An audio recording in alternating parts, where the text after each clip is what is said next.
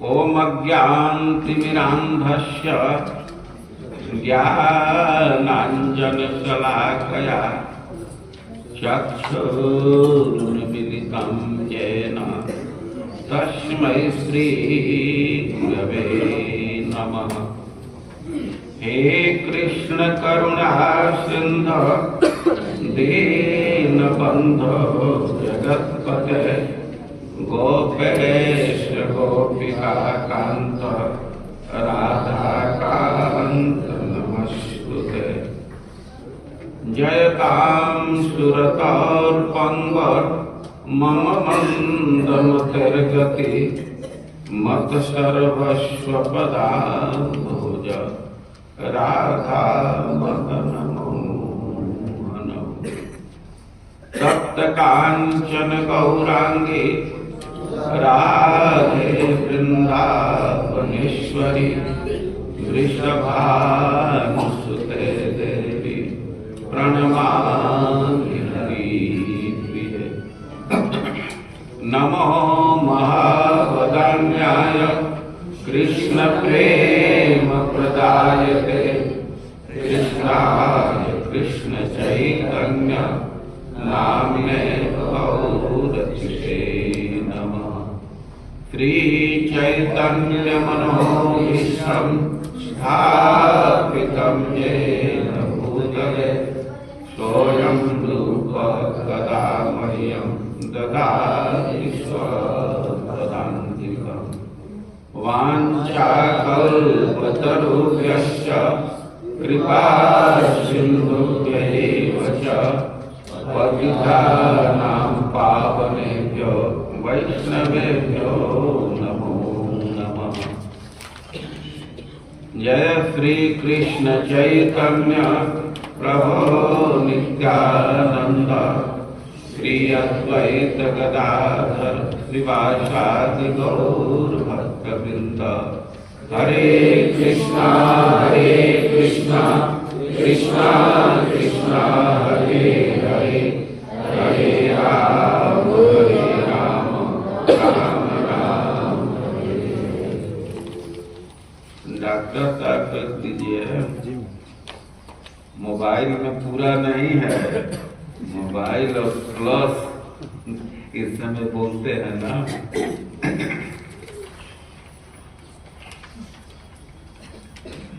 पद्मनाभ विवेक पूर्वक mic mail में चलना चाहिए, बहुत अधिक नहीं होना चाहिए, बहुत कम नहीं, बहुत थोड़ा भी आगे नहीं होना चाहिए, पीछे भी नहीं होना चाहिए।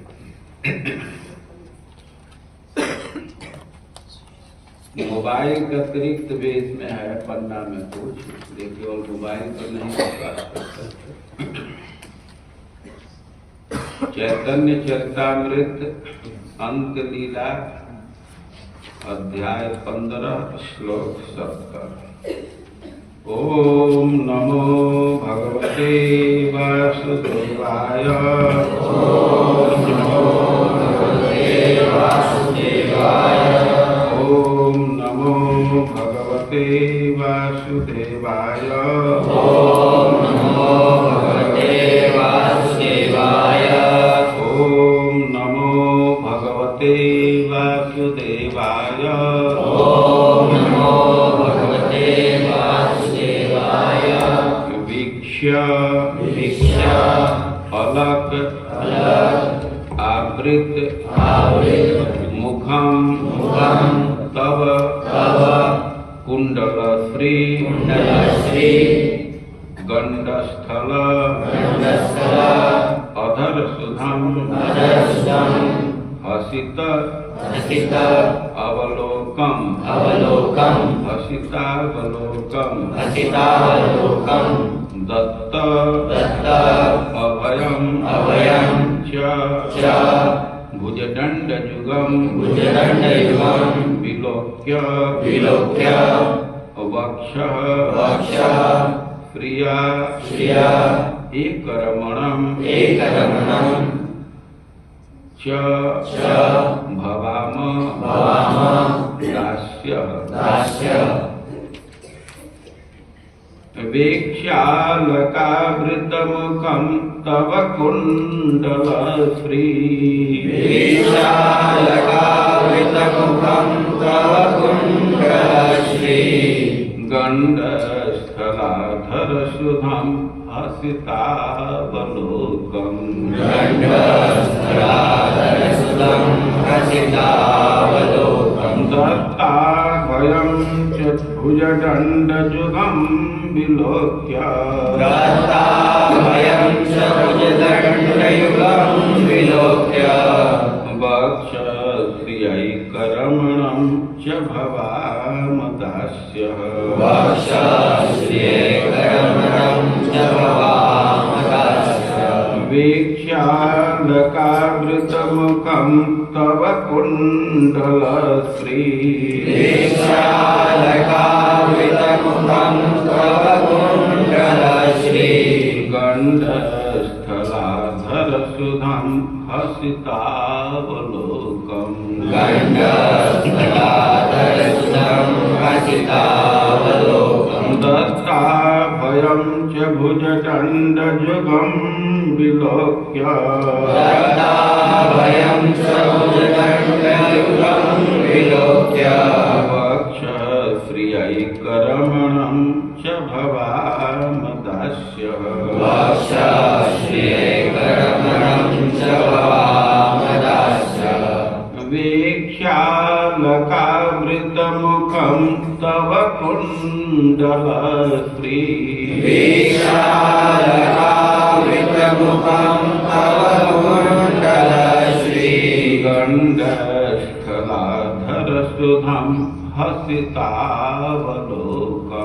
गण्डस्थलाधरसुधां हसितावलोकम् दत्ताभयं च भुजदण्डयुगं विलोक्य दत्ताभयं च भुजदण्डयुगं विलोक्य वक्षश्रियैकरमणं च भवामदास्यः वक्षश्रियैकरमणं च भवामदास्यः सब लोग साथ में बोलिए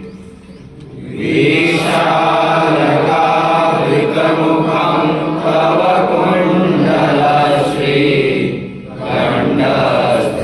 गण्डस्थलाधरसुधां हसितावलोकम् दत्ताभयं च भुजदण्डयुगं विलोक्य वक्षश्रियैकरमणं च भवामदास्यः वीक्ष्य वीक्ष्य देखकर देखकर अलग आवृत अलग घुंघराले बालों से सुशोभित मुखम मुख तब आपके कुंडलश्री कुंडलों की शोभा गंडस्थल आपके गाल पर लटकते अधर सुधम आपके होठों के अमृत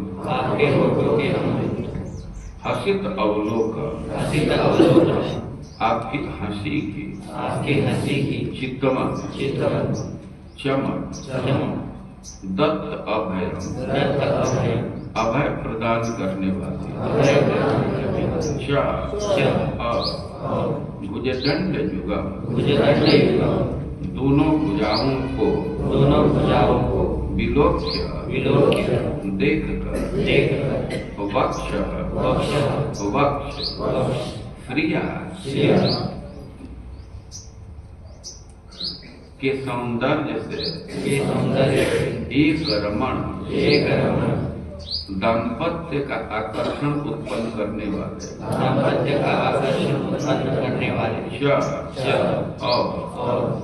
भवाम हम हो गए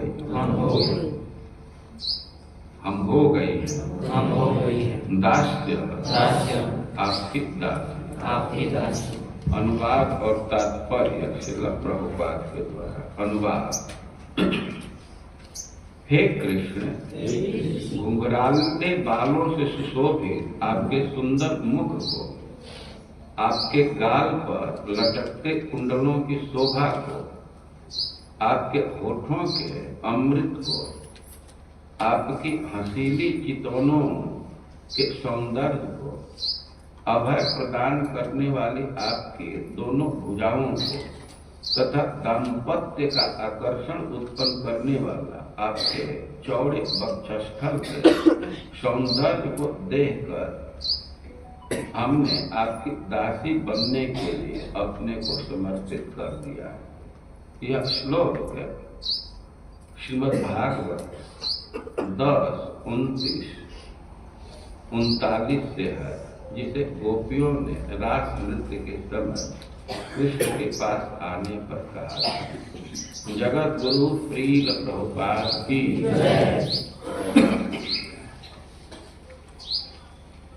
हम लोग कुछ दिन पहले जगन्नाथपुरी गए थे। वहां चैतन्य महाप्रभु के लीला को पढ़ रहे। 3-4 दिन का समय था। कुछ श्लोकों को हम लोग पढ़े, लेकिन अध्याय पूरा नहीं हो पाया। उसी समय हमारे मन में इच्छा हुई कि इसको भभुआ में रविवार के दिन पूरा कर लें। तो आज रविवार है, इसलिए चुने हैं कि समय का वैसा बंधन नहीं होता। पहले से तैयार रहिएगा कि थोड़ा विलम्ब हो सकता है।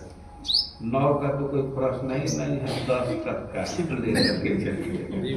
प्रसाद में भी अभी कुछ विलम्ब ही होगा।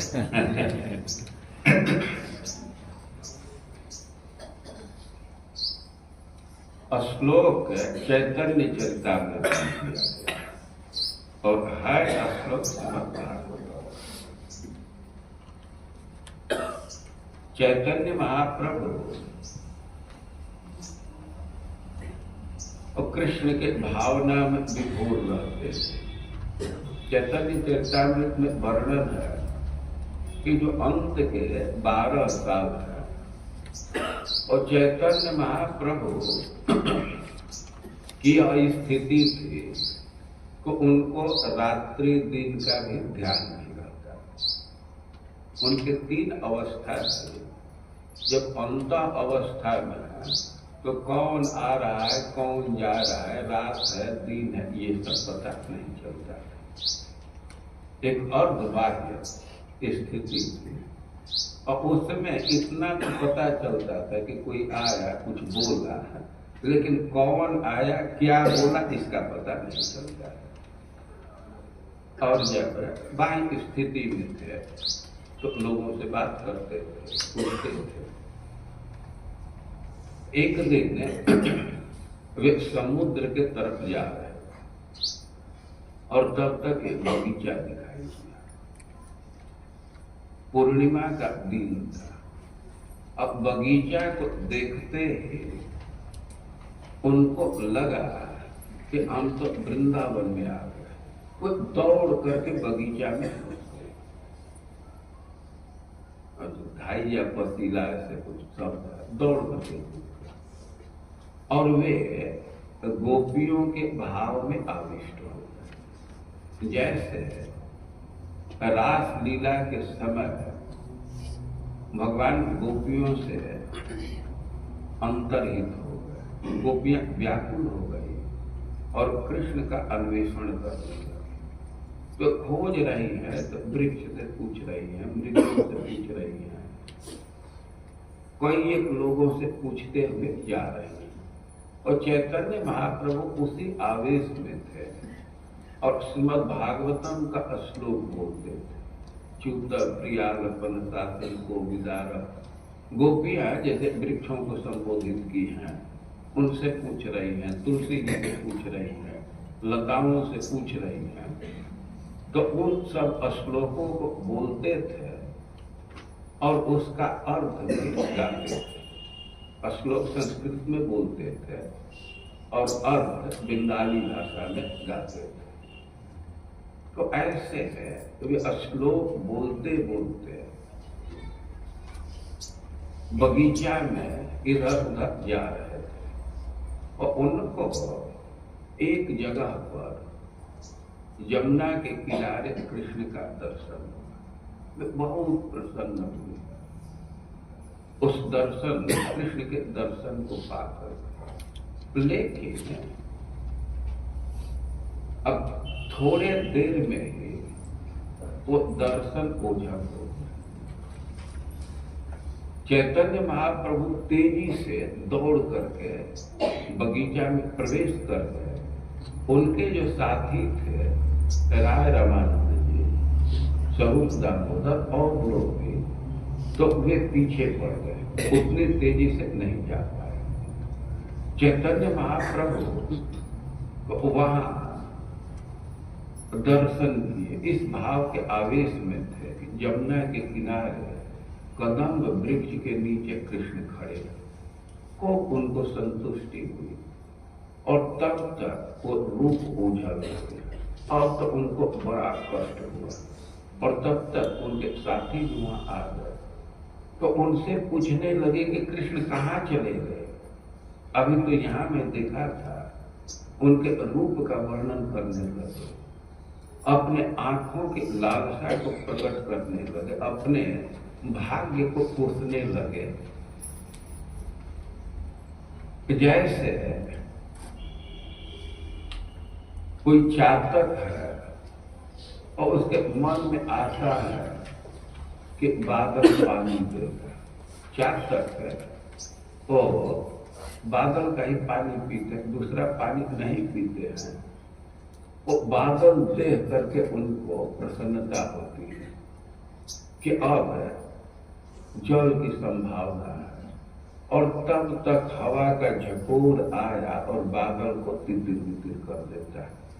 तो उस समय जो स्थिति उत्पन्न होती है चातक की, वही स्थिति का वर्णन या उससे अधिक दुखद स्थिति का वर्णन, दुखद स्थिति का अनुभव चैतन्य महाप्रभु करते हैं। इस बात को अपने शब्दों में व्यक्त किए हैं कि हमारे आंख तो चातक के समान है, लेकिन दुर्दैव ऐसा है कि कृष्ण रूप बादल का दर्शन हुआ लेकिन हमारा दुर्भाग्य उसको उड़ा ले गया। वे बहुत विकल हो गए। राघवानंद से, स्वरूप दामोदर से वे कहने लगे कि हम तो सुने, मुरली का आवाज सुने और उनका दर्शन किए, मुखचंद्र का दर्शन किए, लेकिन दुर्दैव झंझा पवन मेघे नील अन्यष्टा, मरे जातक पीते न पाई। लेकिन दुर्दैव रूप हवा तूफान उस बादल को कहीं दूर कर दिया। तो हमारे आंख तो चातक के समान है, जल मिला नहीं, तो अब तो लग रहा है कि मर ही जाएंगे। पुनः कहे हाय हाय पढ़ पढ़ राम राय, कहे प्रभु गदगद आख्यान। चैतन्य महाप्रभु का स्वर भंग हो रहा था, गला अरुंध हो रहा था और राय रामानंद से कहने लगे, पुनः कहे हाय हाय पढ़ पढ़ राम राय। वे कहने लगे कि श्लोक पढ़ो, श्लोक पढ़ो। राय रामानंद जी चैतन्य महाप्रभु के भाव के अनुरूप कोई श्लोक बोलते हैं। अब वे दर्शन के लिए व्याकुल है, एकदम विकल है और इतनी विकलता हो गई कि सहन नहीं हो रही है। तो वे राय रामानंद से कह रहे हैं कि पढ़ श्लोक, श्लोक पढ़ो, पढ़ पढ़ राम राम, और श्लोक पढ़ो और श्लोक पढ़ो। कहे प्रभु गदगद आख्यान। रामानंद पढ़े श्लोक, सुनी प्रभु हर्ष शोक, अपने प्रभु करे न व्याख्यान। राय रामानंद जी श्रीमद् भागवतम का श्लोक बोले तो चैतन्य महाप्रभु को हर्ष भी हुआ और शोक भी हुआ, और चैतन्य महाप्रभु खुद ही उस श्लोक का अर्थ बोल रहे हैं। तो फिर से आप लोग श्लोक बोलो। वीक्षालकावृतमुखं तव कुण्डलश्री गण्डस्थलाधरसुतं हसितावलोकं दत्ताभयं च उदण्डयुगं विलोक्य वक्षश्रियैकरमणं च वामदास्य। श्लोक प्रणय गीत का है। श्रीमद् भागवतम में रास का प्रसंग है और उसमें ऐसा वर्णन है कि शरद पूर्णिमा के दिन, आश्विन पूर्णिमा के दिन श्री कृष्ण बंसी में गोपियों का नाम ले लेकर के बुलाए। वन की ऐसी शोभा थी कि उनको राधा रानी के गाल का स्मरण हो गया लालिमा देख करके, और वे बंसी वादन करने लगे। और बंसी वादन के विषय में विशेष बात लिखी गई है कि वाम दृशा मनोहर। वैसे तो श्री कृष्ण बंसी बजाते हैं तो सर्वप्रति मनोहर, सबके कान को वो आनंद प्रदान करने वाले, सबके कान खींच जाते हैं। लेकिन आज शरद पूर्णिमा को भगवान बंसी वादन कर रहे हैं तो वाम दृशा मनोहर। आज गोपियों को ही ये बंसी ध्वनि सुनाई दे रही है और गोपियों का नाम ले लेकर के बुला रहे थे। अब जो गोपी अपना नाम सुनी कि कृष्ण हमको बुला रहे हैं, तो चाहे वो देह का कार्य हो, परिवार का कार्य हो या और कोई हो, वो सबको छोड़ करके दौड़े, किसी दूसरे की अपेक्षा नहीं रखे। कोई भोजन कर रहे थे, भोजन छोड़ दी, दौड़ गए। कोई स्नान कर रहे थे तो इतना प्रतीक्षा नहीं की कि कपड़ा बदल ले, गीले वस्त्र से चली गई। कोई गाय दुहवा रहे थे या दूह रहे थे तो इतना प्रतीक्षा नहीं की कि दूध को कहीं रख दे। कोई अपना श्रृंगार कर रही थी, जैसे आंख में अंजन लगा रही, काजल लगा रही है, तो इतना प्रतीक्षा नहीं की कि एक आंख में लगाई हो दूसरे में भी लगा दी, इतना भी प्रतीक्षा नहीं। दौड़ करके कुंडला सुखदेव गोस्वामी उनका दर्शन कर रहे हैं और वर्णन कर रहे हैं कि इतना वेग से जा रहे हैं कि उनका कुंडल हिल रहा है। सब वहां कर बंसी बजा रहे थे, आवाज का अनुसरण करके वन में चली गई। वहां जाने पर कृष्ण स्वागत किए, लेकिन पूछने लगे कैसे तुम लोग आ गए। अपने से उत्तर दे, वन के शोभा देखने के लिए। ठीक है, तो काम पूरा हुआ, अब घर लौट जाना चाहिए। अपने परिवार वालों को चिंता में नहीं डालना चाहिए। बहुत बहुत उपदेश देने लगे। गोपियां बड़ा आश्चर्य में पड़ी कि कृष्ण को आज क्या हो गया, ये ऐसे कैसे बोलने लगे। अब उनकी बात सुन करके तो इतनी निराश हुई कि भक्त संकल्प, वो उधर से आ रहे थे तो क्या क्या संकल्प संजोग करके आ रहे थे, लेकिन अब कृष्ण की बात सुन करके भग्न संकल्प, चिंता रखते तो बहुत भारी चिंता में पड़ गए। कृत्वा मुखानव स्वसनेन शुद्ध बिंबास। स्त्रियों का स्वभाव है कि जब शोक में पड़ती हैं तो अपने नाक से पृथ्वी को उड़ेलने लगती। गोपियां मुख नीचे करके वही खड़ी हैं, अपने नख से पृथ्वी को उड़ेल रही हैं। अब क्या क्या विचार आ रहा है उसको सब है। सहते हुए वहीं कुछ देर तक खड़ी। उनके मन में विचार आ रहा था, अरे कृष्ण के लिए सब कुछ छोड़ दिया तो वापस तो जाना नहीं है, भले जमुना जी में धंस करके मरेंगे, ये अच्छा होता है कि पृथ्वी फट जाती, इसी में हम लोग दब जाते, लेकिन घर को नहीं जाना है। और उनके मन में आया, प्रेष्ठम प्रियतर व्यो प्रतिभासमान, अरे अपना प्रिय है, कितना स्नेह से बोलता था, आज कैसे बोलने लगा। तो एक बार उससे कह करके देखे, इसके बाद जो करना होगा करेंगे, घर तो नहीं जाना, यह निर्णय पक्का था। अब कृष्ण से कहने लगी, कई एक बात कही और उसमें कही कि देखिए हमारी स्थिति को समझिए, आप घर जाने की बात कह रहे हैं तो हमारा पैर चलेगा ही नहीं, और कदाचित पहुंच भी जाए तो हाथ कुछ काम नहीं करेगा, और मन में कुछ योजना ही नहीं आएगी, तो जाने का कोई मतलब नहीं।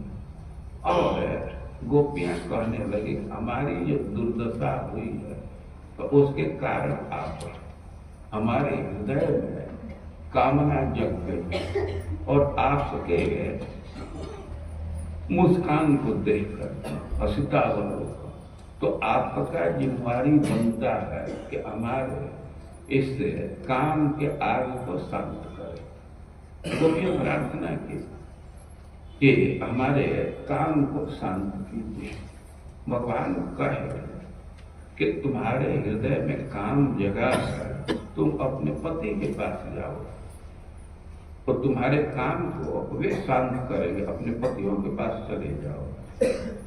तो गोपियां कहने लगे कि हमारी स्थिति है कि जंगल में कभी आपका थोड़ा सा स्पर्श हो गया तो उसके बाद तो हम अपने पति के समक्ष खड़ी ही नहीं हो सकती, उनसे रमने की बात तो बहुत दूर है, तो यह तो संभव नहीं है।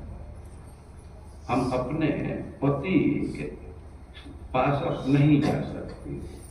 और वे कहने लगे कि यह केवल हमारी स्थिति नहीं है, अरे स्त्री जाति के लिए तो आदर्श लक्ष्मी जी हैं, और उनकी भी स्थिति है कि जरहम बुझाक्ष तो श्रीयत पदाम्बुजरज शकमे तुलस्या लब्ध्वा विवक्षसि पदम किल वृत्तिदुष्टम् जस्या स्ववीक्षण कृतेन सुर प्रयास तद्वत् वयं जतौ पाद रजक प्रपन्न। गोपियां प्रार्थना कर रहे हैं कि अपनी सेवा कीजिए, हम घर नहीं जा सकते, और अपने पक्ष में एक बात कह रही है कि हम ही आपके चरणों की सेवा नहीं चाहते। स्त्री जाति के जो आदर्श है लक्ष्मी जी, और जिनको आप छाती पर स्थान दिए, लेकिन वे भी चरणों की सेवा चाहते, चरण की रंग चाहते, क्योंकि छाती पर वे अकेली हैं, चरण में पहले से तुलसी जी, तो सौत के साथ रह करके भी आपके चरणों की सेवा कर रहे। और चरणों में तो अनेक भक्तों का स्थान है, पुरुषों का संघर्ष है, भीड़ है, लेकिन पुरुषों के बीच में भी रह करके वे सेवा चाहती। कोई भी स्त्री है और पुरुषों के बीच में संकोच अनुभव करती है, और सौत के साथ एकदम पसंद नहीं करती है रहना। लेकिन गोपियां कह रही हैं कि लक्ष्मी की स्थिति है कि सौत के साथ रहने को तैयार है, पुरुषों के बीच में रहने को तैयार है, लेकिन वे चाह रहे हैं आपके चरणों की सेवा। और उनकी स्थिति है कि उनके कृपा दृष्टि के लिए बड़े बड़े देवता ललायित रहते हैं, सक्रिय रहते हैं। तो हम लोग यही कहेंगे कि तन्नम प्रसिद्ध विधिनाथन तेंग्री मूल प्राप्ता विशुद्ध वसति स्थल उपासना तत् सुंदर स्मृत निरीक्षण तीव्र काम। आपके तिरछी चितवन से हमारा काम और बढ़ गया। तो सुंदर स्मित निरीक्षण तीव्र काम, जब मुस्कान के साथ हमारे तरफ देखे तो हमारा काम बहुत बढ़ गया, बहुत लालसा बढ़ गई है। तो हमको पुरुष भूषण दे दास हम तप्त हैं और हमको अपना दासी बनाए। मानो भगवान कहे कि क्या तुम लोग मांग कर रही हो? अरे थोड़ा विचार करो कि घर में जाओगे तो तुम स्वामिनी रहोगे, तुम दासी क्यों चाह रही हो? कैसे ये विचार आ गया, कैसे तुम दासी बनना चाहती हो? तब गोपियां कहती हैं कि आपके सौंदर्य को देखकर क्यों हम दासी हो गई।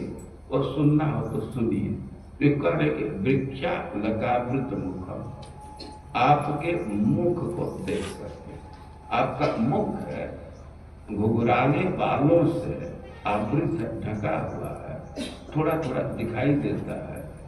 तो उस मुख को देख करके वृक्षा लगावृत मुख और तब कुंडल, आपके कुंडल के सौंदर्य से हम लोग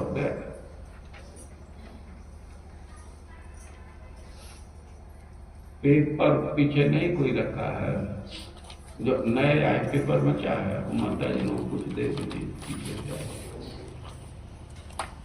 और तो गोपियां कह रही हैं कि आपके मुख को देखकर और आपके कुंडल की शोभा को देखकर, वो जो कुंडल झलमल कर रहा है उसका प्रतिबिंब गाल पर पड़ रहा है, तो उस सौंदर्य को देख करके। और हसितावलोकन, सबसे महत्वपूर्ण बात है कि जब मुस्कान के साथ तिरछी दृष्टि से हमारे तरफ देखे तो उस दृष्टि को पढ़ने से हम लोग दासी हो गए।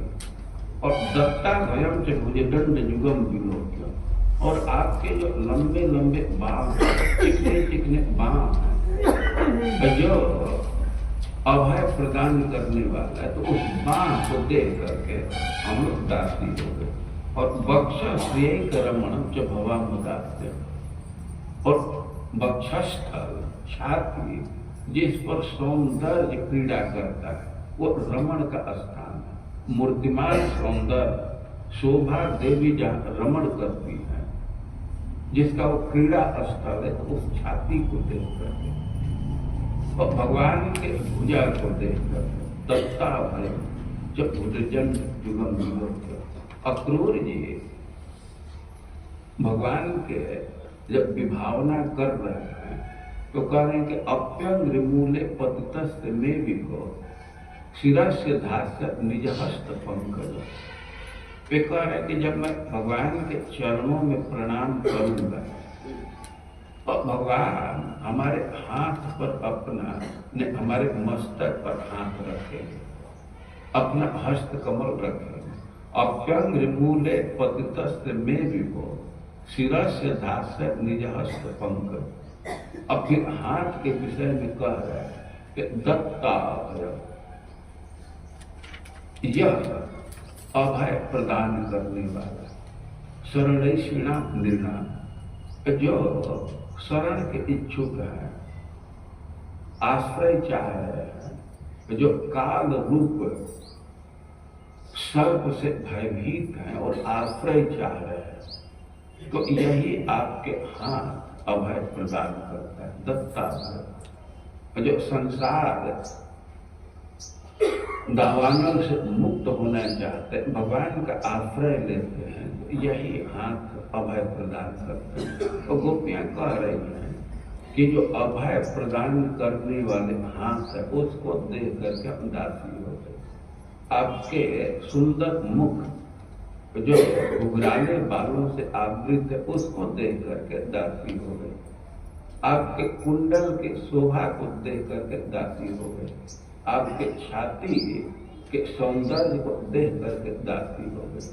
तो ऐसे गोपियां अपना विचार दे रही।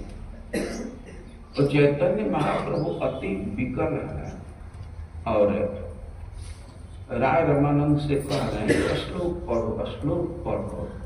तो इसी श्लोक को वे पढ़े। फिर से श्लोक बोलिए। विशालकारितमुखं तव कुण्डलश्री गण्डस्थलाधरसुरं हसितावलोकं दत्तारयं चरमजटण्डनिर्मलं विलोक्य वक्षश्रियैकरमणं चरवामदास्य। राय रमानंद श्लोक बोलते हैं और चैतन्य महाप्रभु उसका अर्थ करते हैं।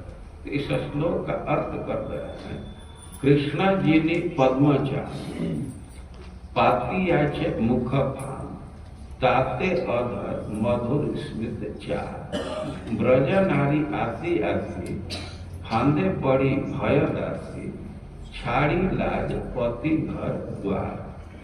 चैतन्य महाप्रभु श्लोक के भाव को कह रहे हैं कि कृष्ण जी ने पद्मचा, श्री कृष्ण कमल और चंद्रमा पर विजय प्राप्त कर ले। क्या मतलब कि जो कृष्ण का सौंदर्य है तो वह पद्म से भी अधिक है। अब पद्म की तुलना उससे नहीं की जा सकती और चंद्रमा से भी अधिक है। प्राय प्राय आदमी किसी के मुख का वर्णन करना होता है और चंद्रमा के समान सुंदर है, हाथ पैर का वर्णन करना होता है कमल के समान सुंदर है। लेकिन कृष्ण के तुलना के योग्य ये नहीं है। कृष्ण उनसे ऊपर है, ये बराबरी में नहीं है। इसी कारण कृष्ण जी ने पद्मचा पातियाचे मुख और कृष्ण का जो मुख है तो वह कमल को जीत लिया। ऐसा नहीं कह सकते कि कमल के समान सुंदर है, ना, इससे वो ऊपर है और चंद्रमा के समान नहीं। कृष्ण के अंगों को चंद्रमा या कमल से तुलना नहीं किया जा सकता। और चैतन्य महाप्रभु जो विचार दे रहे हैं कि कृष्ण जी ने पद्मचा, और इस विचार को सूरदास एक पद में व्यक्त किए। आपके पीछे साइड में, पन्ना के पीछे साइड में पद है। सूरदास इस विचार को थोड़ा और बढ़ाए हैं, व्याख्या किए हैं। कह रहे हैं कि उपमा हरि तनु देख लजाने। इस संसार में जो भी उपमाएं हैं तो भगवान के श्री विग्रह को देख करके लज्जित हो गए। उपमा हरि तनु देख लजाने और लज्जा के मारे को जल में को बनन रहित को गगन समान। लेकिन इतना ही उपमाएं लज्जित हुई भगवान के अंग को देख करके कि कोई को जल में कोई बन नहीं रही हुई, कोई तो अब जल में ही रहने लगी लज्जा के मारे, सामने नहीं आती। और कोई वन में और कोई इतने लज्जित हुए कि गगन समान, वे तो आकाश में चले गए। और अब कुछ डिटेल दे रहे हैं कि मुख निरखत ससी गए अंबर को तदित दर्शन छवि। कौन आकाश में गया? तो कह रहे हैं कि चंद्रमा भगवान के मुख को देखे तो लज्जा के मारे दूर हो गए, आकाश में चले गए। और भगवान के नाथ को देख करके बिजली आकाश में चली गई। और मीन कमल कर चरण नयन डर जल में कियो बसेरी। और भगवान के आंख को देख करके और उनके हाथ को देख करके, उनके चरण को देख करके ये मछली और कमल तो अब अपना डेरा जल में रख लिया लज्जा के बाद, और भुजा देख अहिराज लज्जा में। और कृष्ण के भुजा को देख करके जितना चिकना है, गोला है, तो सर्पराज वे लज्जित हो गए और उनके विषय में कह रहे हैं कि विवरण बैठे धारी, और वो दौड़ करके बिल में घुस गया। कभी कभी हम लोग देखते हैं कि लज्जा के मारे दौड़ करके व्यक्ति अंदर चला जाता। तो मैं कई एक बार देखा हूं, कोई स्त्री दरवाजा खोल रही है और तब तक आगे सब भी बैठे, हाँ वो दौड़ करके एकदम जाकर के केवाड़ी बंद कर देती।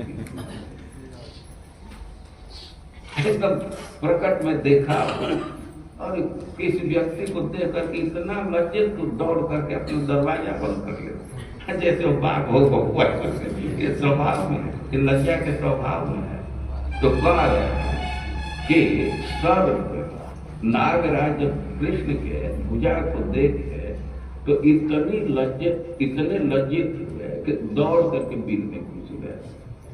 और कठिन रखत की हरिदर मान बन बन रहे दुलारी, और भगवान के कमर को देख करके सिंह इतना लज्जित हुआ कि वो छिप करके वन में ही रहता है। तो वे सब भाग गए, दूर चले गए, लेकिन गारी देश कबिन के वर्ण श्री अंग पटतर दे, वो लोग वहीं से मैसेज डालते रहते, अब वे गाली देते रहते। दूर चले गए लेकिन नेट को नहीं छोड़े से अब डाल रहे हैं मीडिया में, सोशल प्लेटफॉर्म क्या क्या जो सब है। अब कवियों को बड़ा चिंता लगी कि भाई क्यों इतना गाली ये लोग दे रहे हैं। भाई जिसके खिलाफ कोई भाषण करने लगता है, लिखने लगता है, चिंता हो जाती है।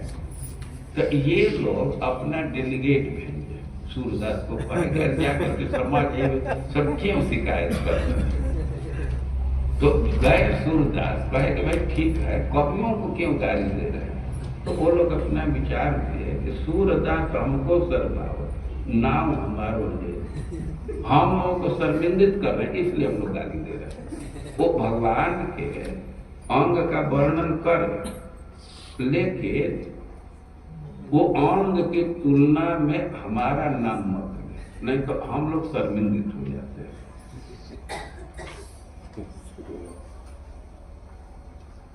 अब किसी को कोई व्यक्ति कह दे अरे आप तो विवेकानंद जैसे बुद्धिमान, वो तो संकोच में पड़ जाएगा। किसी को कह दे प्रभुपाद जैसे प्रीचर है, वो व्यक्ति संकोच में पड़ जाएगा।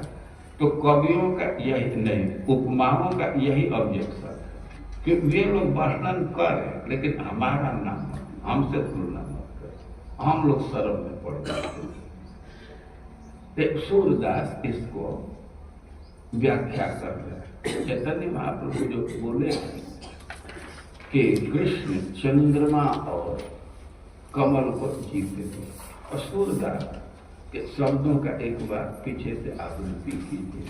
उपमा हरि तनु देखी लजानी, उपमा हरि तनु देखी लजानी, उपमा हरि तनु देखी लजानी, उपमा हरि तनु देखी लजानी। ओ जल में को बननी रही दूरी, को गगन समानी, को जल में को बननी रही दूरी, को गगन समानी। उपमा हरि तनु देखी लजानी, उपमा हरि तनु देखी लजानी। को जल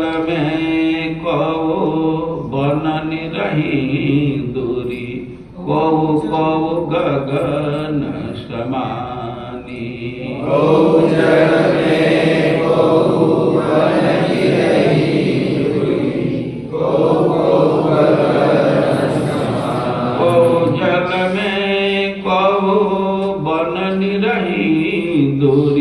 कबो कबो गगन समानी।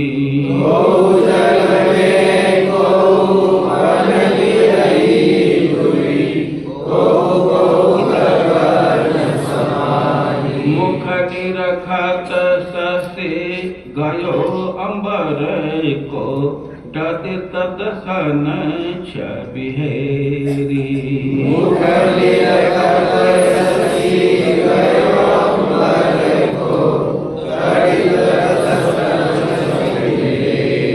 चंद्रमा भगवान के मुख को देखे तो लज्जा के मारे आकाश में चले गए। तद मतलब बिजली जो चमकती है, तो कृष्ण के दांत को, दर्शन मतलब दांत, इसको देख करके, इसकी शोभा को देख करके आकाश में चले गए।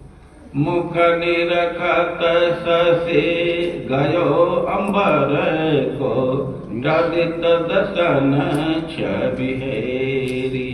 मुख निरखत ससे गयो अंबर को, तदित दसन छबिहेरी। उपमा हरि तनु देखी लजानी।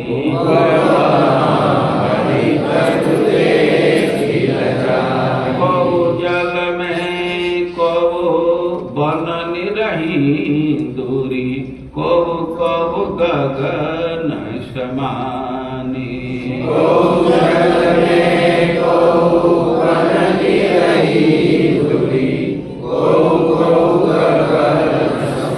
मुख निरखत ससे गयो अंबर को, तदित दसन छबिहेरी।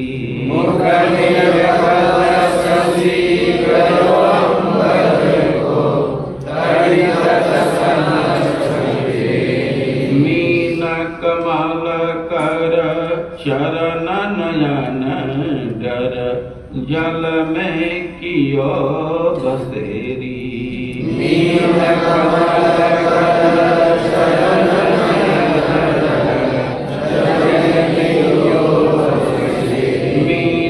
कमल कर चरण नयन डर, जल में कियो बसेरी।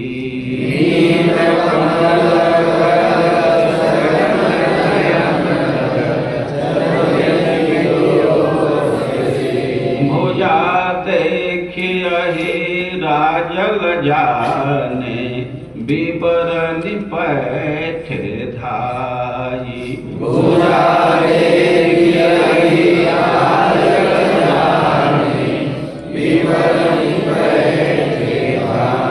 कट निरखत के हरि डर मानो, बन बन रहे दुराई।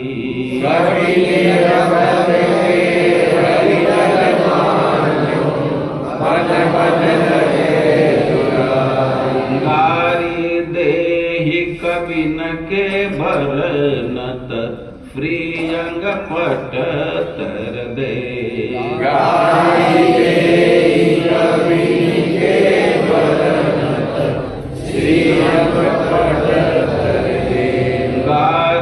देहि कबिन के भरनत, प्रियंग पट तर दे।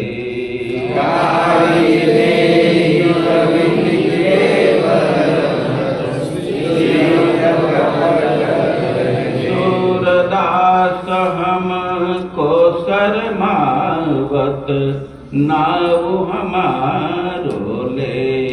सूरदास हमको शरमावत, नाव हमारो ले। सूरदास हमको शरमावत, नाव हमारो ले। सूरदास हमको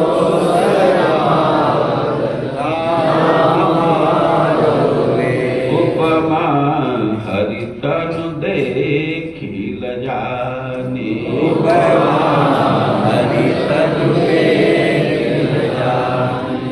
चैतन्य महाप्रभु कह रहे हैं कि कृष्ण जी की पद्म चांद,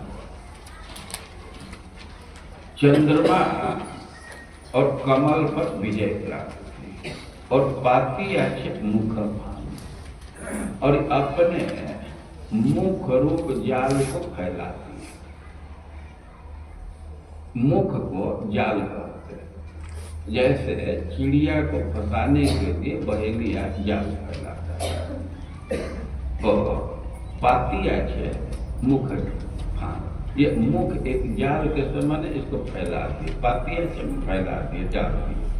और ताते अगर मधुर स्मित चार, और उसमें जो मुस्कान है तो चारा के समान, केवल जाल फैलाने से तो पक्षी उसमें नहीं आते, कुछ चारा डालना पड़ता है। तो मुख उनका जाल है और उसमें जो मुस्कान है वो चारा है। अब ब्रज नारी आसी आसी फांदे पड़े भय दासी, तो ब्रज के जो स्त्रियां हैं तो उसी में आ करके फंस जाती हैं, दासी बन जाती, छाड़ी लाके पति घर द्वार। वो चारा का इतना लोभ है कि अपने घर का त्याग कर देती हैं, लज्जा का त्याग कर देती हैं, पति का त्याग कर देती हैं और आ करके फंस जाती हैं, दासी बन जाती हैं। और कृष्ण जी थी पद्मचान, ये जीत करके चारा डाल देते। अब वे आगे पीछे का विचार नहीं कर पाते, ब्रज की स्त्रियां वो आकर के दासी बन जाती, अपने पति की चिंता नहीं है, घर की चिंता नहीं है, लज्जा संकोच नहीं है। और इस अंश को भी सूरदास व्याख्या किए हैं, उनके शब्द को एक बार सुनेंगे। जबते सुंदर बदन निहारो, गोपियां कह रही हैं कि जब से आपके सुंदर बदन को निहार देख, हम लोगों के यहाँ निहारना अब भी प्रचलन में, का निहारते जब से सुंदर बदन निहार, जब से आपके सुंदर बदन को देखा, ता दिन ते मधुकर मन अटक बहुत करी निकरे न निकारो। गोपियां अपनी समस्या रख रही हैं कि जब से कृष्ण के सुंदर बदन को देखे तो हमारा मौन रूप भौरा उसी में अटक गया और बहुत प्रयास की निकालने के लिए निकाल नहीं पाती। भौरों के स्वभाव में है कि कमल पर जाते हैं तो वहीं रुक जाते हैं, अब दूसरी जगह नहीं जाते।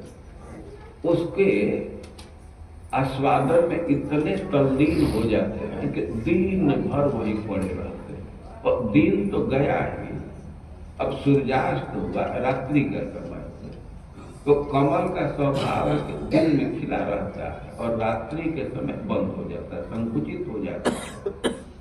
भंवरे वहां से हट नहीं रहे हैं तो अब वो कमल में बंद हो गए। लेकिन भंवरा चाहे तो पंखुड़ी को छेद करके निकल सकते, भंवरे की क्षमता है कि काट को भी छेद सकते। तो कमल का पंखुड़ी तो बहुत मुलायम है लेकिन उसको छेद नहीं करते। तो कह रहे हैं कि ता दिन से मधुकर मन अटको बहुत करी निकरे निकारो। जब से कृष्ण के सुंदर मुख का दर्शन हुआ तो हमारा मौन रूप भंवरा वही मर्दाने लगा। अब वहां से हटाने का प्रयास करने पर नहीं हटाता। माता पिता पति बंधु सुजन नहीं, तीनों को कही हो सिरधार दो। अब हमारी स्थिति यह हो गई कि माता पिता पति या और भी हमारे पारिवारिक संबंध के यहाँ हितगण है या गोपिया परिवार है, अब उनकी बात का हमें कोई कीमत ही नहीं रहती। अब उनकी बात नहीं मान पाती। रही न लोक लाज मुख निरखत, दूसरा क्रोध पीको करितारो। अब कृष्ण के मुख के दर्शन में इतना आनंद है कि अब लोक लाज का कुछ महत्व नहीं। उससे कोई संकोच नहीं, वो सब चला गया। और लज्जा की बात नहीं है। कोई कोई तो बहुत क्रोध करता है, डांट डपट करता है, लेकिन वो भी फीका हो गया। अब क्रोध करने का भी कोई असर नहीं होता है। और हम तो निर्णय ले ली हैं कि होई में होई से होई कर्म कर, अवधि को सब सोच निवास। अब तो डांट सुनते सुनते यह स्थिति हो गई कि मन में यही विचार हो गया है कि अब जो होना है हो गया, अब हमको चिंता करनी चाहिए। दासी भई जो सूर दास हो, भलो पोच अपने न विचार। अब तो हम लोग सूरदास के स्वामी के श्री कृष्ण के दासी हो गए हैं। अब अच्छा बुरा का कुछ विचार ही नहीं करती। अब नहीं विचार आता है कि अच्छा है बुरा है। अब तो दासी हो गई है, अब विचार भी खत्म हो गया। इसका भी पीछे से आप लोग आवृत्ति कीजिए। जब ते सुंदर बदन निहारो, जब ते सुंदर बदन निहारो, जब ते सुंदर बदन निहारो, जब ते सुंदर बदन निहारो, दिन ते मधुकर मन अटक्यो, बहुत करी निकरे न निकारो। दिन ते मधुकर मन अटक्यो, बहुत करी निकरे न निकारो। दिन ते मधुकर मन अटक्यो, बहुत करी निकरे न निकारो। दिन ते मधुकर मन अटक्यो, बहुत करी निकरे न निकारो। मात पिता पति बंधु सुजन नहीं, तीनों को कही सिर धार्यो। मात पिता पति बंधु सुजन नहीं, तीनों को कही सिर धार्यो। माता का महत्व होता है, उसके आज्ञा को मानना होता है। पिता का महत्व है, पति का महत्व है, और वे जो भाई हैं या दूसरे बंधु हैं या जो हमारे हितैषी हैं, तो उनका बात मानना होता है। लेकिन कह रहे कि कौन कौन लोग नहीं करे, लेकिन हम उसको सिरोधार्य नहीं किए, उनके बात को नहीं स्वीकार किए। मात पिता पति बंधु सुजन नहीं, तीनों को कही सिर धार्यो। मात पिता पति बंधु सुजन नहीं, तीनों को कही सिर धार्यो। जब ते सुंदर बदन निहारो, जब ते सुंदर बदन निहारो। दिन ते मधुकर मन अटक्यो, बहुत करी निकरे न निकारो। दिन ते मधुकर मन अटक्यो, बहुत करी निकरे न निकारो। मात पिता पति बंधु सुजन नहीं, तीनों को कही सिर धार्यो। मात पिता पति बंधु सुजन नहीं, तीनों को कही सिर धार्यो। रही न लोक लाज मुख निरखत, दुसह क्रोध फीको कर डारो। रही न लोक लाज मुख निरखत, दुसह क्रोध फीको कर डारो। रही न लोक लाज मुख निरखत दुसह क्रोध फीको करि डारो।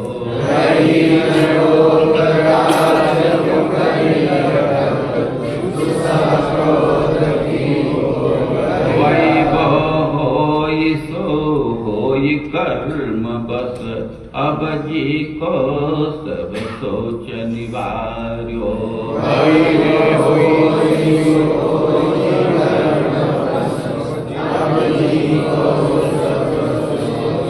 पहले तो चिंता होती थी, विचार करते, अब तो वो मन से ही निकाल दिया, प्रारब्ध से, कर्म के प्रभाव से जो हो सब सह लेंगे। अब अच्छा बुरा का भी विचार नहीं करते।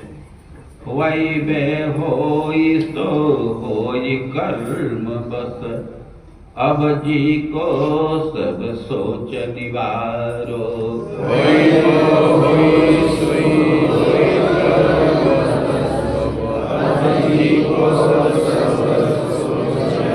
दासे भई जसूर दास प्रभु भलो पोच अपन्यून विचारो। दासी भई जसूर दास प्रभु भलो पोच अपन्यून विचारो। अब हम अपने भला बुरा के विषय में विचार नहीं करते हो, तो दासी हो गई तो हो गई। दासी भई जसूर दास प्रभु भलो पोच अपनून विचारो।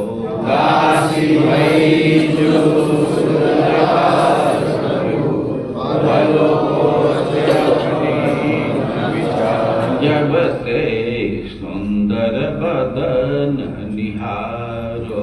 जब से सुंदर बदन निहारो।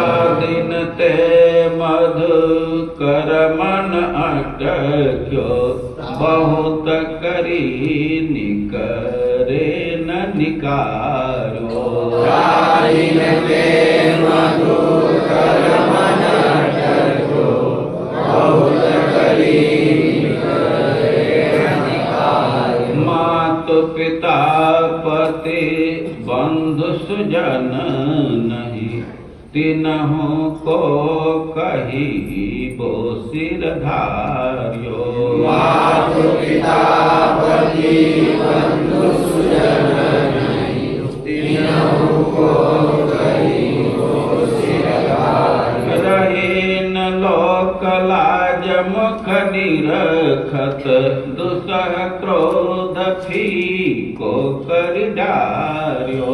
रहीन लोक लाज मुख निरखत दुसह क्रोध फीको करि डार्यो। वैभव होई सो होई कर्म बस अब जी को सब सोच निवार्यो। वैभव होई सो होई कर्म बस अब जी को सब सोच दासी भई जसूर दास प्रभु भलो पोच अपनून विचारो। दासी भई जसूर दास प्रभु भलो पोच अपनून जब ते सुंदर बदन निहारो। जब ते सुंदर बदन निहारो। चैतन्य महाप्रभु कह रहे हैं कि कृष्ण जी ने पद्म चार बाकी है मुख ताते अधर मधुस्मित चार अपने मुख रूप जाल को फैला दिया और उसमें जो उनका मुस्कान है तो चारा के समान। गोपियां ही यह विचार व्यक्त की है कि आपके सौंदर्य को देख करके त्रैलोक्य सौभगम निरीक्ष और आपके बंसी की ध्वनि को सुनकर इस संसार में कौन स्त्री है जो आज पद से विचलित न हो जाए। दो सबसे आकर्षक वस्तु है, एक तो भगवान का सौंदर्य और एक है बंसी की ध्वनि। तो सौंदर्य में भी खास करके जो भगवान का मुस्कान के साथ तिरछी चितवन है, सस्मित मुख, तो वह सबसे भारी आकर्षण है। वेणु गीत में गोपियां बोली हैं, अक्षण बताम फल, यही फल है। क्या फल है कि जो कृष्ण के तिरछी चितवन से, मुस्कान जो तिरछी चितवन का आस्वादन है, तो आंखों का यह फल है। बंसी ध्वनि परम आकर्षक है, लेकिन कुछ गोपियां कह रही हैं कि उसका प्रतिकार हमारे पास है, लेकिन कृष्ण के मुस्कान का कोई प्रतिकार नहीं। एक कवि हुए हैं रसखान जी, तो वे कह रहे हैं, कानन दे अंगुरी रही, तो पन्ना पर है, देखते चलिए। कानन दे अंगुरी रही हो, जब हो मुरली धुनि मंद बजई। अरे मुरली खींच लेता है हमारे मन को, लेकिन उसका तो उपाय हमारे पास। अपने कान में अंगुली डाल देंगे, चेपी डाल देंगे, कोई बजाते रहे। कानन दे अंगुरी रही हो, जब हो मुरली धुनि मंद बजई। मोहन तानन सो रस खान, अटा चढ़ी गोधन गई है तो गई है। और कृष्ण ऊपर पर चढ़ करके और गायों को बुलाने के लिए बंसी बजाते रहते हैं। बंसी को ध्वनि को सुन करके गोपियां आकृष्ट हो जाती हैं, उधर भाग जाती हैं, उधर चली गई तो काम धंधा घर का नहीं कर पाती है, तो डांट पड़ता है। तो कह रही हैं कि उसका उपाय हमारे पास है। बंसी बजाते रहे, कितना भी सुंदर बजाए, लेकिन हम तो अपने कान में अंगुली दे करके रह जाएंगे। लेकिन तेरी कहो सिगरे ब्रज लोकन, काल को की तनु समझाइए। हम घोषणा कर रहे, एकदम चिल्ला करके कह रहे हैं कि भाई कब कोई कितना हम समझाए, एक स्थिति से तो हम नहीं निपट पाएंगे। बंसी ध्वनि का तो उपाय है, लेकिन माई रेवा मुख की मुस्कान, संभाल न जाइए न जाइए न जाइए। कृष्ण के जो मुस्कान है, मुस्कुराते तिरछी चितवन के साथ, मुस्कान के साथ देखना है, तो उसको हम नहीं इग्नोर कर सकते।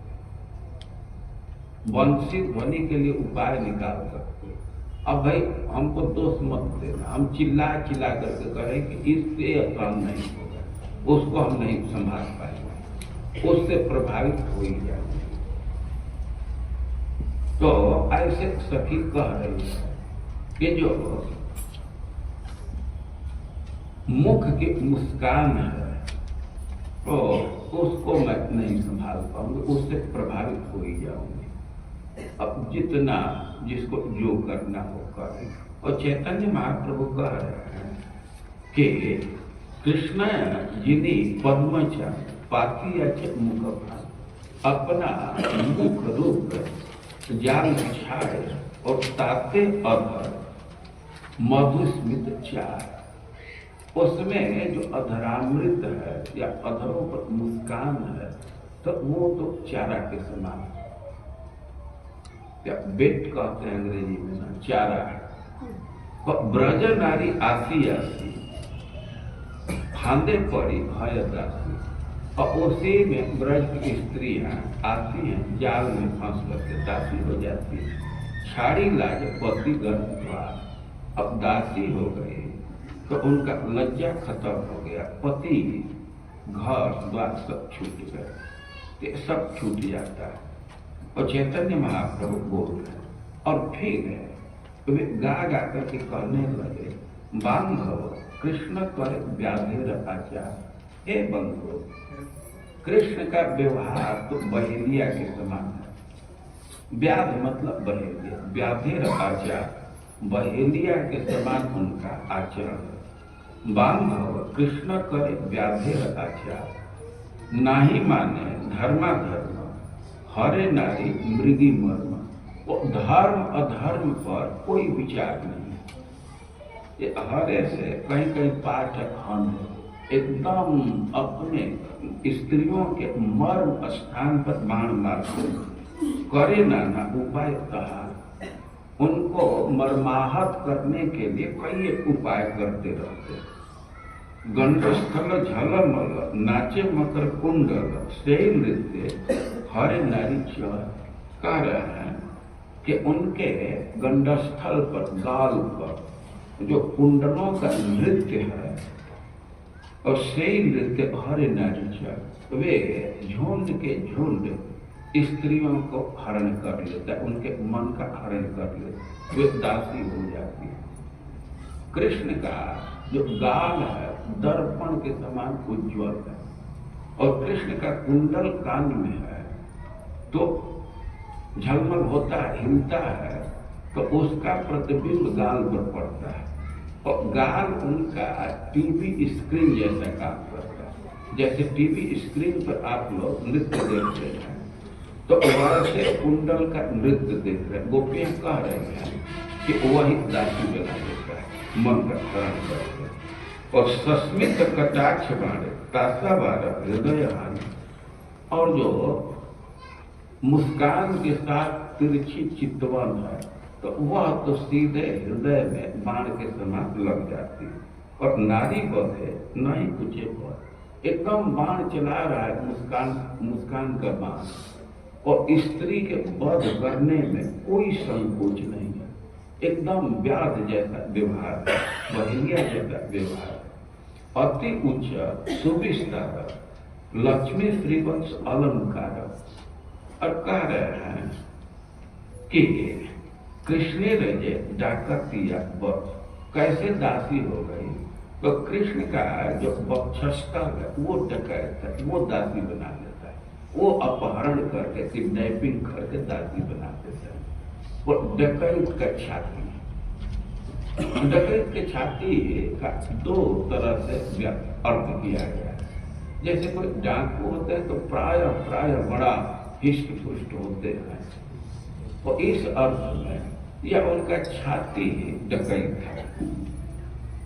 तो कह रहे हैं कि अति उच्च सुविस्तार, वो बड़ा उन्नत है, चौड़ा है, और लक्ष्मी श्रीवत्स अलंकार, उस पर श्रीवत्स का चिन्ह है, और लक्ष्मी जी का स्थान है, और अलंकार है, कौस्तुभ मणि लटक रहा है। तो ये डकैत के समान है। ब्रज देवी लक्ष लक्ष तासा बार मनो बक्ष, हरिदासी करी बारे दक्ष। जो छाती है इतना बड़ा डकैत है कि एक दो नहीं, लाखों स्त्रियों के मन और वक्षस्थल को चुराने में बहुत दक्ष है, और वो दासी बना देता है। उनके छाती के विषय में कह रहे हैं कि इतना बड़ा डकैत है कि एक दो नहीं, हजारों लाखों स्त्रियों के मन को और छाती का आकर्षण करके दासी बनाने में बहुत एक्सपर्ट है। वक्षस्यैकरमणं च भवामि दास्य, इसका अर्थ कर रहे। तो चैतन्य महाप्रभु के समक्ष राय रामानंद जी श्लोक बोले और चैतन्य महाप्रभु उसका अर्थ कर रहे। तो अर्थ कर रहा है तो गा करके अर्थ कर रहा है। तो एक बार हम लोग के राय रामानंद जी के पढ़े हुए श्लोक को और चैतन्य महाप्रभु के अर्थ को दोहराएंगे, इसकी आवृत्ति करेंगे। फिर से श्लोक बोलिए। वेशालकावृतमुखं तव कुण्डलश्री गण्डस्थलाधरसुतं हसितावलोकं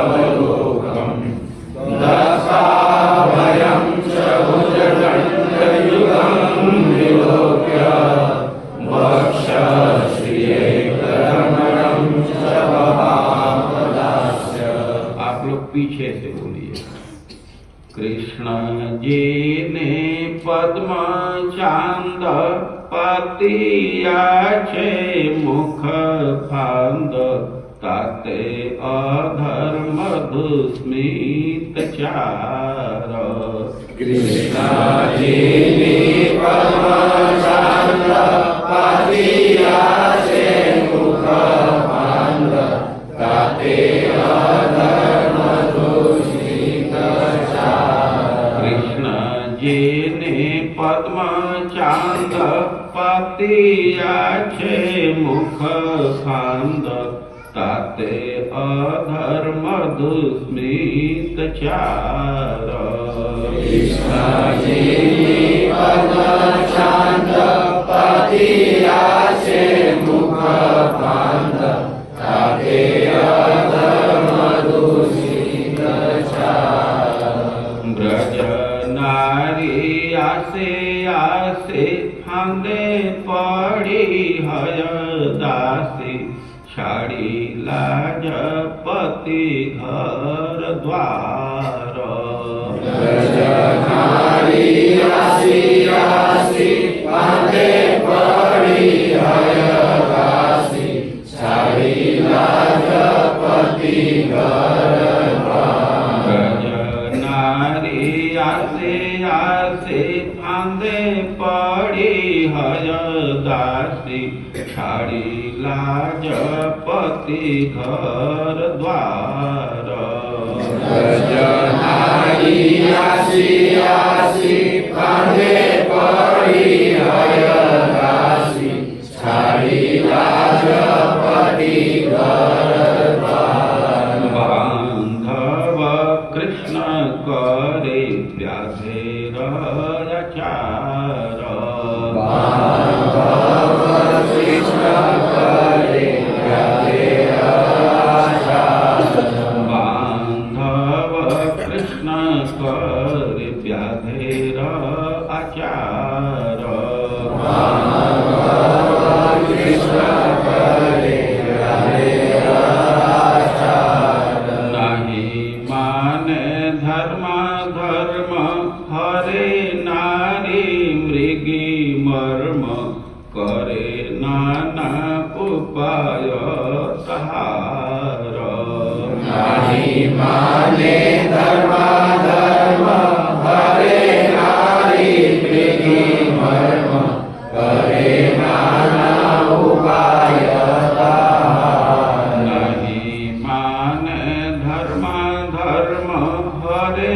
नारी मृगी मर्म करे नाना उपाय सहार नहीं माने धर्म धर्म हरे नारी मृगी मर्म करे नाना उपाय सहार गंड स्थल झलमल नाचे मकर कुंडल सेई नृत्य हरे नारी चय गंडस्थल जलमल नाचे मकर कुंडल सेई नृत्य हरे नारी चय गंड स्थल झलमल नाचे मकर कुंडल सेई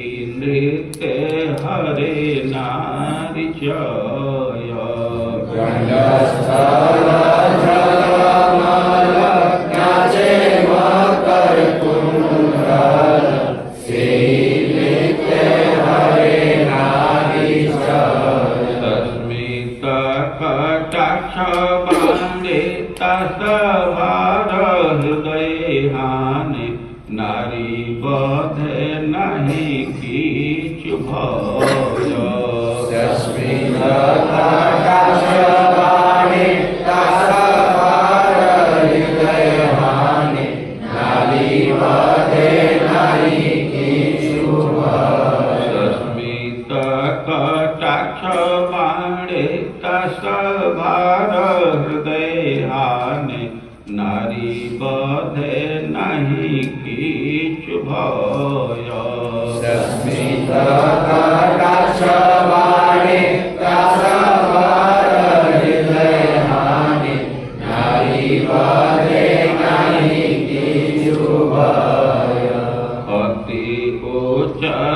सुविस्तार लक्ष्मी श्रीवत्स अलंकार कृष्णेर जेढकातीय वक्ष उच्च सुविस्तार लक्ष्मी श्रीवत्स अलंकार कृष्णेर जेढकातीय वक्ष अति उच्च सुविस्तार लक्ष्मी श्रीवत्स अलंकार कृष्णेर जेढकातीय वक्ष अति उच्च सुविस्तार लक्ष्मी श्रीवत्स अलंकार कृष्णेर जेढकातीय वक्ष ब्रज देवी लक्षतासभार मनोवक्ष हरिदासी करिवार दक्ष देवी लक्षतासभार मनोवक्ष हरिदासी करिवार दक्ष ब्रज देवी लक्षतासभार मनोवक्ष हरिदासी करिवार दक्ष देवी लक्षतासभार मनोवक्ष हरिदासी करिवार दक्ष सुललित दीर्घार्गल कृष्ण भुज जुगल भुजन है कृष्ण सर्पकाय सुललित दीर्घार्गल कृष्ण भुज जुगल भुजन है कृष्ण सर्पकाय कृष्ण की जो बड़ी बड़ी भुजाएं हैं, लंबी लंबी भुजाएं हैं, तो कहें कि वो दो भुजा क्या है? वो तो मानो सर्प का शरीर है और दुई शैल छिद्र पर से नारी हृदय तन से और मरे नारी से भी ज्वाला है। क्योंकि वो सर्प है, हृदय में प्रवेश करके डंक मार देता है। अब है और तो सब जगह विष का ज्वाला फैल जाता है, तो विष के ज्वाला से ब्रज की स्त्रियां मर रही हैं। सुललित दीर्घाकल कृष्ण भुज जुगल भुजन है कृष्ण सर्पकाय सुललित दीर्घाकल कृष्ण भुज जुगल भुजन है कृष्ण सर्पकाय वह भुजा नहीं है, करैत सांप है। कृष्ण सर्पकार एकदम करैत सांप जैसा है। दो सांप का विष बहुत फैलता है, गेहुअन और करैत, और दोनों में भी करैत का ज्यादा खतरनाक होता है, ज्वाला अधिक होता है। सुललित दीर्घाकल कृष्ण भुज जुगल भुजन है कृष्ण सर्पकाय सुललित दीर्घाकल कृष्ण भुज जुगल भुजन है कृष्ण सर्पकाय दुई शैल छिद्रे पैसे नारी रहे दय दंश मरे नारी से विष ज्वालाय दुई शैल पैसे नारी रहे दय दंश मरे नारी से विष ज्वालाय दुई शैल छिद्रे पैसे नारी रहे दय दंश मरे नारी से विष ज्वालाय दुई शैल छिद्रे पैसे नारी रहे दय दंश मरे नारी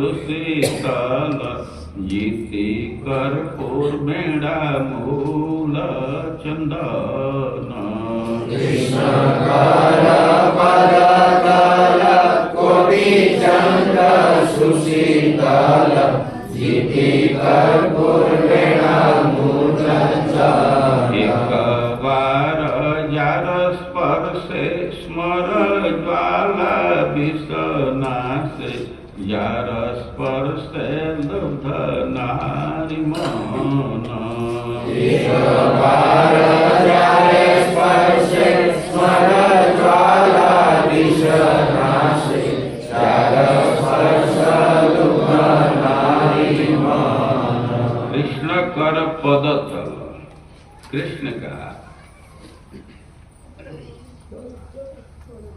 हाथ कर और पद का तल कोटि चंद्र सुशीतल ये करोड़ों करोड़ों चंद्रमा से भी अधिक शीतल है। जीति कर्पूर वीणा मूल चंदन इस संसार में कुछ कुछ वस्तु शीतलता प्रदान करने वाले कर्पूर से शीतलता की प्राप्ति होती है। वीणा मूल मतलब खस खस से शीतलता की प्राप्ति होती है। गर्मी में इसका उपयोग लोग करने लगते हैं। और चंदन चंदन तो इतना शीतल है कि ललाट में चंदन का लेप करने से पूरे शरीर शीतल हो जाता है, शरीर की ताप दूर हो जाती है।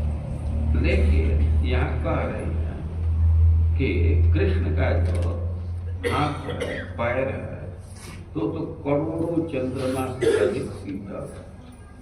और तीनों को एक साथ मिला दिया गया, कर्पूर, खस और चंद्र, और उससे जो शीतलता की प्राप्ति होगी उससे कई एक गुना अधिक कृष्ण के हाथ पैर से शीतलता की प्राप्ति। इसी से गोपियां प्रार्थना कर रही कि हमारे हाथ पर, हमारे मस्तक पर अपने हाथ को रखिए, अपने पद तल को हमारे छाती पर रखिए, हम जलन महसूस कर रहे हैं। और कह रहे हैं कि एक बार जार स्पर्श स्मरण वाला विषना, एक बार हाथ का स्पर्श मिल जाए, एक बार कृष्ण के चरण का स्पर्श मिल जाए तो ये जो काम का ज्वाला है, कंदर्प का ज्वाला है, ये समाप्त हो जाता है, ये भी समाप्त हो जाएगा। और जार स्पर्श क्षुब्ध नारी मन, लेकिन उसका स्पर्श मिलने से तो क्षोभ और बढ़ जाता है। और यही कारण है कि कृष्ण हर्ष और शोक ने चैतन्य महाप्रभु श्लोक सुन करके हर्ष और शोक दोनों अनुभव करते। काम से संतप्त है तो उसे शांति तो मिल जाती है, लेकिन और लोभ बढ़ जाता है, तो व्याकुलता भी बढ़ जाती है। तो ऐसे चैतन्य महाप्रभु इस श्लोक का अर्थ है, कृष्ण कर पद तल कोटि चंद्र सुशीतल जीति कर्पूर बेड़ा मूल चंदन। कृष्ण कर पद तल कोटि चंद्र सुशीतल जीति कर्पूर बेड़ा मूल चंदन। एक बार जार स्पर्श स्मर ज्वाला विषनाशे जार स्पर्श लुब्ध नारी मन। एक बार जार स्पर्श स्मर ज्वाला विषनाशे जार स्पर्श लुब्ध नारी मन। एक बार जार स्पर्श स्मर ज्वाला विषनाशे जार स्पर्श लुब्ध नारी मन। एक बार जार स्पर्श स्मर ज्वाला विषनाशे जार स्पर्श लुब्ध नारी मन। चैतन्य महाप्रभु के वचन आवृत्ति फिर कीजिए सब लोग साथ, लेकिन बहुत तेजी के फेरे में मत रहिएगा। साथ में है तो साथ में रहना।